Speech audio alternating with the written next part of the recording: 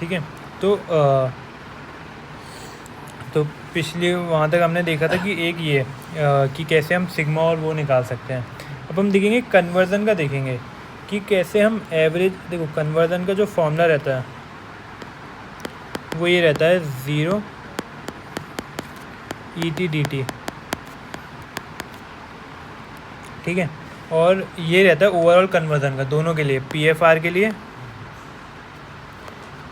के लिए और CSTR के लिए। अब हम क्या करेंगे कि देखो अलग अलग टाइम पे तुम्हें वो दिया है, तुम्हें K दिया होगा, तो अलग अलग टाइम पे कंसंट्रेशन पता है, तो तुम उसका जो फॉर्मूला रहता है PFR का, ये दोनों फर्स्ट ऑर्डर के लिए PFR का जो फॉर्मूला रहता है वो रहता है 1 - e⁻⁻KT, और CSTR का फॉर्मूला रहता है 1 - 1/1 + KT, ठीक है। तो तुम्हें यह दिया होगा, इसमें क्वेश्चन कैसा रहता है,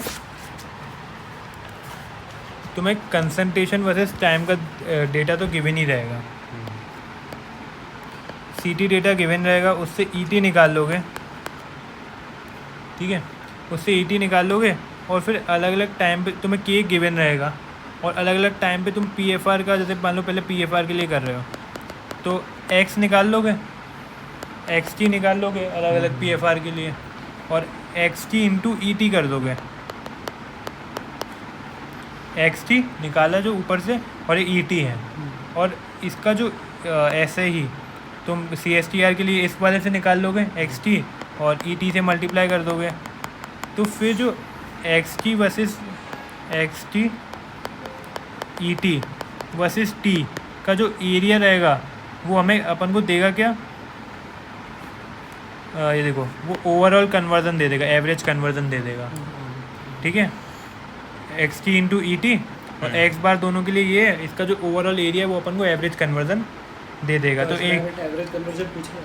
हाँ कन्वर्जन पूछा है ना, तो ये हाँ, तो ये अपना एक टाइप का और रहता है, ठीक है। एरिया तो फ्रैक्शन से ज़्यादा भी आ सकता है ना, 1 से ज़्यादा। ये जो नहीं ओवरऑल कन्वर्जन नहीं है, ऐसा नहीं हो सकता, एरिया मतलब 0 से 1 के बीच में ही आएगा हमेशा। हाँ, क्योंकि ये XT ET वर्सेस T का अगर कोई कन्वर्जन 1 से ज़्यादा तो ना नहीं हो सकता, ठीक है। तो एक में XT कौन सा, ये दो फॉर्मूले ना PFR और CSTR के लिए, XT के लिए हाँ स्मॉल XT, और मतलब दो वेराइटी तो देखो इंपॉर्टेंट है, एक पिछली वाली जहाँ लैम्डा T निकाला था वर्सेस T वाली, और ये वाले की कन्वर्जन निकालना, तो ये रहता है। अब हम देखेंगे कि डिस्पर्जन मॉडल देखेंगे, ठीक है, नेक्स्ट क्लास में।